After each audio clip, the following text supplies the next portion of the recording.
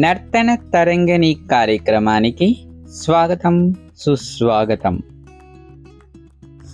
గురువుగారు, ఇప్పుడు ఎవరైనా సరే మొక్కుకుంటే వాళ్ళ అమ్మాయిని గుడికి ఇస్తాను అని ఇచ్చిన తర్వాత అక్కడ అమ్మాయిలు మీరు చెప్పినట్టుగా నృత్య విద్యాభ్యాసం చేసేవారు కదా, ఆ విధానాన్ని వివరిస్తూ వాళ్ళ దేవదాసిగా అక్కడ నిలబడే క్రమంలో ఎలా ఉండేది, అలాగే ఏదైనా పరీక్ష పెట్టి వాళ్ళకి విద్యాభ్యాసం అయిన తర్వాత ఏదైనా పరీక్ష నిర్వహించి అప్పుడు దేవదాసిగా ఏమైనా చేసేవారా, ఆ క్రమాన్ని తెలియజేయండి. ఖచ్చితంగా పరీక్ష ఉండేది. ఆ పరీక్ష పేరు సమాశ్రయణం, ముద్రధారణం అనేవారు. 5 ఏళ్ల ప్రాయంలో చిన్నారిని తీసుకొని అప్పటి నుంచి వాళ్ళకి ఏది బాగా వంట పడుతుందో, నాట్యమా, ఆగమమా, లేదు వాద్యమా, ఇలాంటి విషయాలు పరిశోధించి దానిలో దిట్టగా చేసిన తర్వాత, దానిలో అవగాహన వచ్చిన తర్వాత 15-16 ఏళ్ళు వచ్చిన తర్వాత సమాశ్రయణ మహోత్సవం అని ఒక మహోత్సవం చేసేవారు. ఇవాళ నాట్యం నేర్చుకున్న వాళ్ళు ఆరంగేట్రం, అది తమిళ పదం, రంగపూజ ఎలా చేస్తున్నారో అలాగే వీళ్ళు ఆలయ సేవకి అంకితం చేస్తూ ఆలయ నర్తకి దేవరగణికగా ముద్రధారణ అంటే ఆమెను పరీక్షించి, అంటే ఇతర ఆలయాల నుంచి కూడా పండితులు వచ్చి వీళ్ళు ఎలా తర్పిది పొందారు, వీళ్ళు పనికొస్తారా లేదా, వీళ్ళ మానసికమైన పట్టుదల ఎలా ఉంది, ముఖ్యంగా కావాల్సింది అక్కడ ఆలయ నర్తకి కావాల్సింది మానసిక దృఢత్వం కావాలి. నాట్యం ఎలాగా నేర్చుకుంటాం, మానసిక దౌర్బల్యాలకి, బయట ఉండే అలవాట్లకి, బయట ఉండే వైభవాలకి వీళ్ళు మనసు ప్రలోభపడకుండా ఉంటుందా. ఎందుకంటే ఆలయ నర్తకి ఆగమ గణిక అంటే తెల్లవారుజామున 4 గంటలకి ముందే స్నానాలు అవి ముగించుకొని 4 గంటలకో 4:30కో కుంభహారతితోటి సిద్ధంగా ఆలయ ద్వారాలు తెరిచే ముందే వీళ్ళు సిద్ధంగా ఉండాలి, మడి కట్టుకొని సిద్ధంగా ఉండాలి.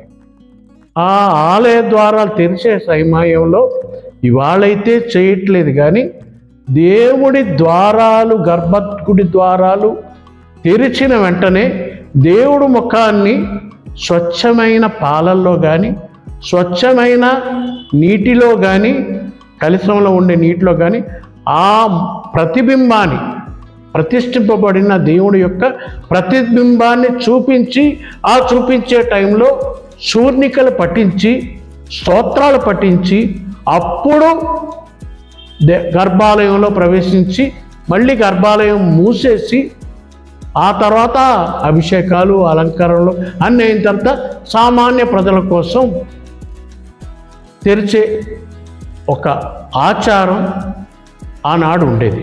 అయితే వీళ్ళు సమాశ్రయణం లేదు ముద్రధారణ అంటే ఈ అమ్మాయిని 16 ఏళ్ల ప్రాయంలో పరీక్షించి ఈ అమ్మాయి ఆలయ నర్తకిగా, ఆగమ గణికగా పనికొస్తుంది అని అనిపిస్తే అప్పుడు వాళ్ళకి ముద్రధారణ చేసేవారు, సమాశ్రయణ చేసేవారు. అలా ముద్రధారణ చేసినప్పటి నుంచి వాళ్ళ జీవితాంతం ఇంకా ఆలయానికో లేదంటే వేరే ఆలయానికో పరిమితమైన జీవితం. వాళ్ళు అస్ఖలిత బ్రహ్మచర్యం పాటించేవారు. ఇది ముఖ్యమైన విషయం.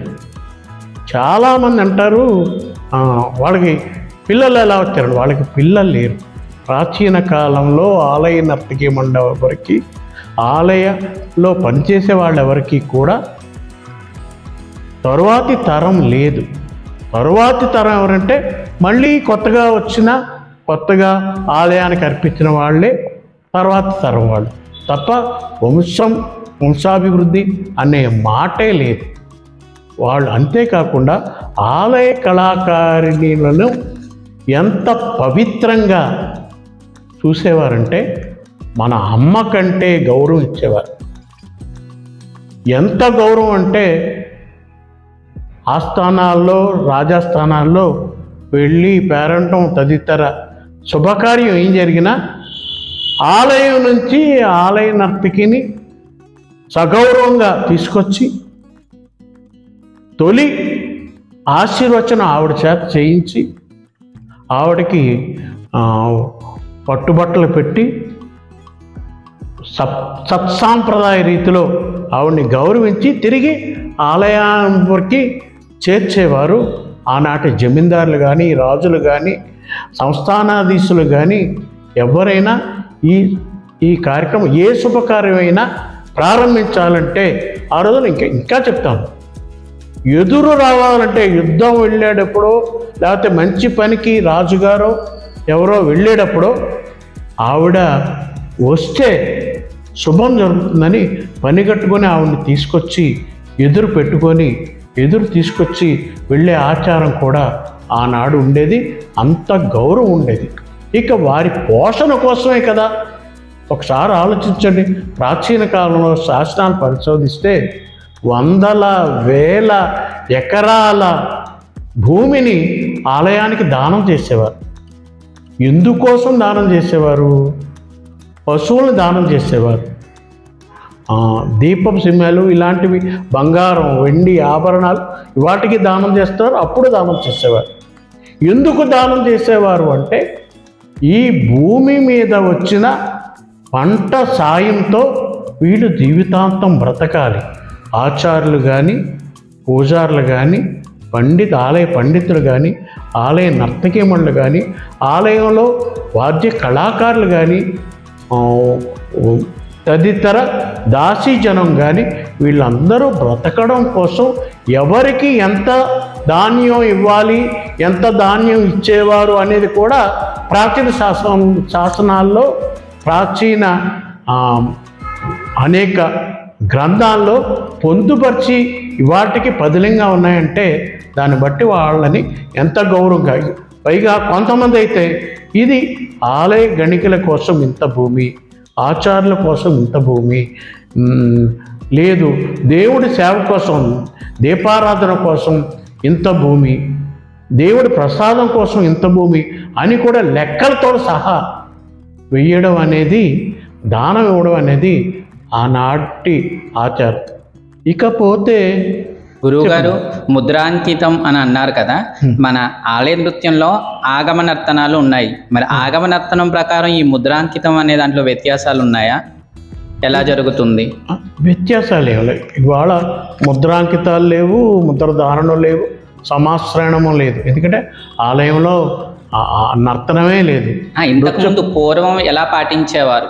అది పూర్వం ఆగమ నర్తనం ప్రకారం ఆ దేవదాసులకి ఎలాంటి ముద్రాంకితం అనేది ఉండేది? ముద్రాంకితం అంటే అది ఒక పద్ధతి ప్రకారం వైష్ణవాలయాల్లో అయితే శంకు చక్రాల ముద్రధారణ చేయడం, అంటే శంకు చక్రాలు అవి బంగారం కానీ ఏమైనా ముద్రలు ఉంటే అవి కాల్చి భుజాలకి వేయడం, ఇలాంటిది. అంటే అది ఒక పద్ధతి. అది ముద్రాంకితం వరకే మనం చెప్పగలం తప్ప అది ఏ ప్రాసెస్లో చేసేవారంటే ఒక్కొక్క ఆలయంలో ఒక్కొక్క పద్ధతి ఉంటుంది. ఆ పద్ధతి ప్రకారం ఆచార్యులు మాత్రమే చేసేవారు. మడిగా తడిగా జరిగేది. ఈ వీడియో మీకు నచ్చినట్టయితే లైక్ చేయండి, షేర్ చేయండి, కామెంట్ చేయడం మాత్రం మర్చిపోవద్దు. అలాగే నాట్యానికి సంబంధించిన మరేమైనా విషయాన్ని మీరు తెలుసుకోవాలి అనుకుంటే దానికి సంబంధించి కామెంట్ రూపంలో తెలియచేయండి. ఆ విషయాలను మీకు వివరించే ప్రయత్నం చేస్తాం. నమస్తే.